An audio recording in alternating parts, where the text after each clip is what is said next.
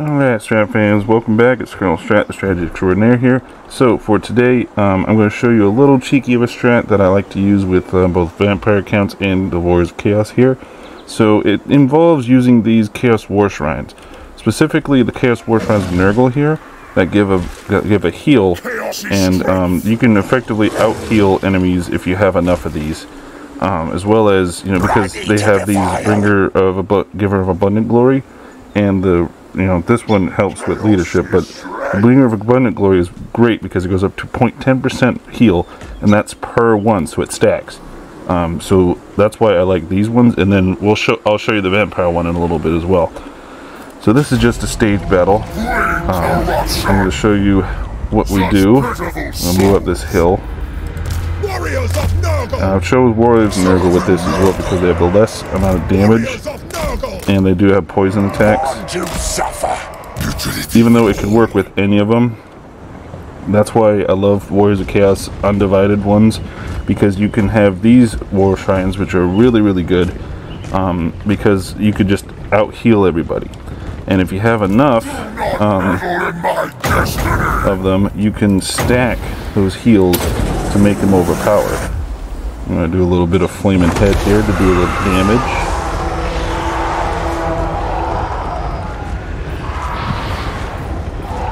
A little Searing Doom to do some damage as well. Now these are tier 3 units, so we should be at a disadvantage, but hopefully because of our our units, will be good. Rage and fury! Eviscerate them! Time to despoil! Utility for all! Alright. Archaon! I am first in the arcane! Ravage them! So you see we're able to heal up the damage. It's not as good as before, but the more kills we get, the more heals this does. We love the sick! So far, it's at 11% intensity. So the more kills we get, the more the heals affect. So we're able to outlast them. And effectively turn this battle that normally would have been costly for us into something less costly. We're still taking casualties. Casualties are going to happen, because all you got to do is just sit there. It's not like the one for Corn that makes them more powerful. So like combining this with other Chaos Shrines as well could be good, but you only have so many slots in your army. You could theoretically make a Doom stack with a bunch of these Chaos Shrines, some Corn ones, and some Tzeentch ones. Even though the Tzeentch and Slaanesh ones don't buff as good. The Slaanesh ones give you physical resist, which is good, but it's not as good as these ones or the Corn ones. And already we're seeing that one fall.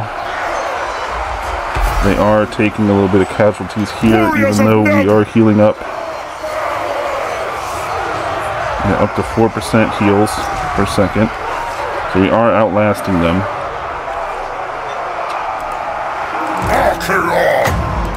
And Archaon's magic does help out.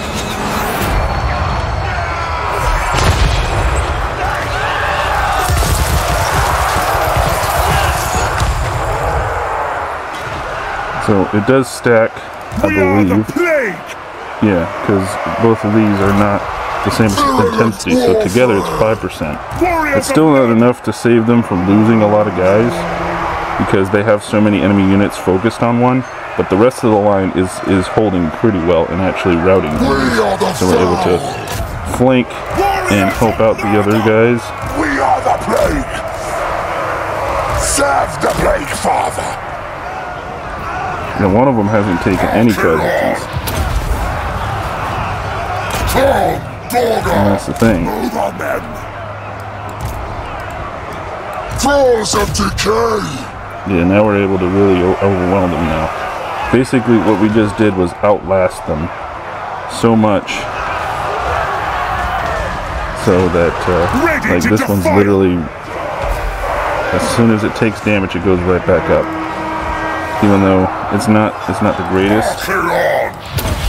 The winds engines are also mine to command! And then he can help with giving buffs to units. And I'm going to do some more offensive magic because we already have enough buffs to the units. Still only half, and we've killed so many. Yeah, we've killed so many of them, and we've only lost about 100. So it really does work the more that you have because it stacks. Rules of decay. So the intensity is at 50% now with this one. So the more intense it gets, the better. The more kills you get, the better it gets as well. So effectively, we've only lost one unit suffered about half, but we only took about half casualties, and we beat a force that numbered greater than us by at least double. So you see what I mean? You see what I'm getting at? So these chaos warshrines are pretty good. So now let's show you guys the vampire account equivalent. Alright, and here we are with the vampire counts version. So for the vampire counts, the Mortis Engine is their chaos warshrine. So the Mortis Engine have some combat ability as well compared to the chaos warshrines, and they also up on top of healing, they also up the magic, which just plays into the vampire count strengths. As I showed you in my vampire counts guide. They are one of the best units to have later on for the vampire count. So, what you want to do again, just like we did in the last one, is keep these Mortis Engines as close to the front lines as possible, but don't get them into the fight as much, because they do take a lot of damage, even though they can dish out quite a bit. So, we're going up against the same type of force as we did last time. Let's move up.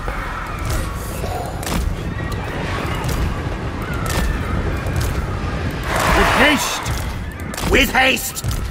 Now! And then of course we have Helmut Gorst on his corpse cart, which, increases his stuff, and he gets some more grave guards he could summon. So the vampire counts benefit from this strat a lot more.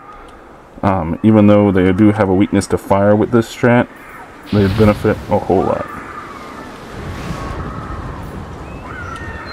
So yeah, you see the charges up here. Dead are mine. Now!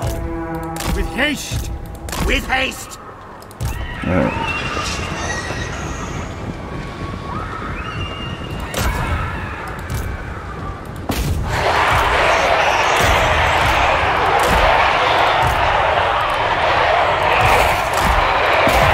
Mortis Engine!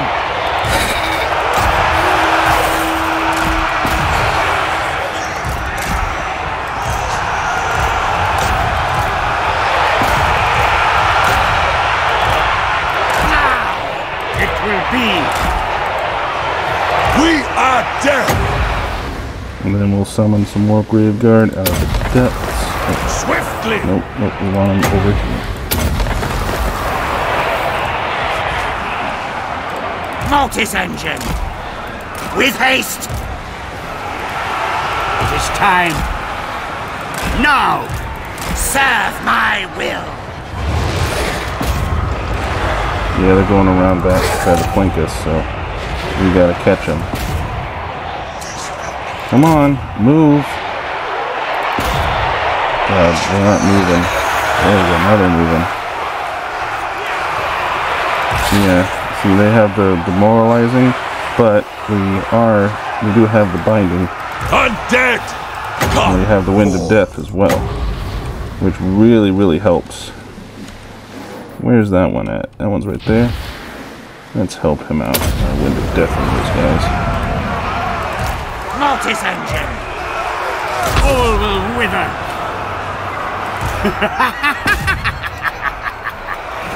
Mortis Engine! Let's get the Mortis Engines in there. Dealing some death as well. Rise!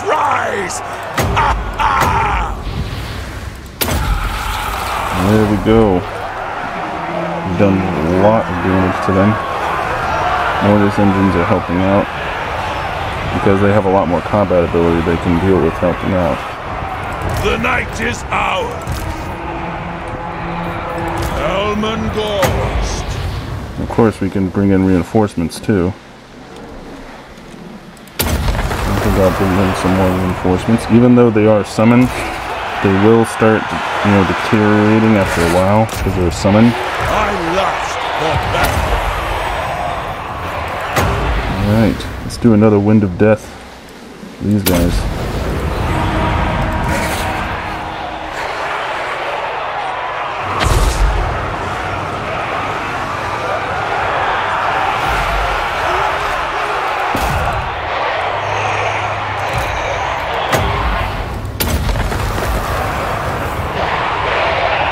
Just protect my butt. Touch them off guard. The gods have abandoned us!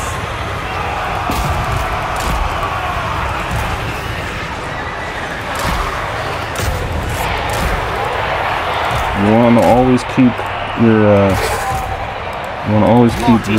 corpse or your Mortis Engines close to it. The power is mine.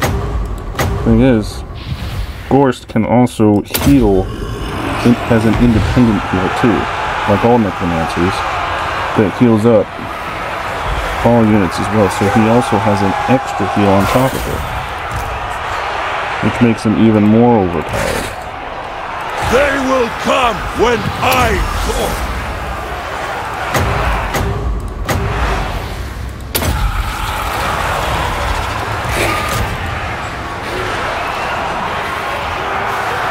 And as you see, we're outlasting them. We've barely taken any damage. And we've already got like so many wind spells ready. Another Wind of Death for them.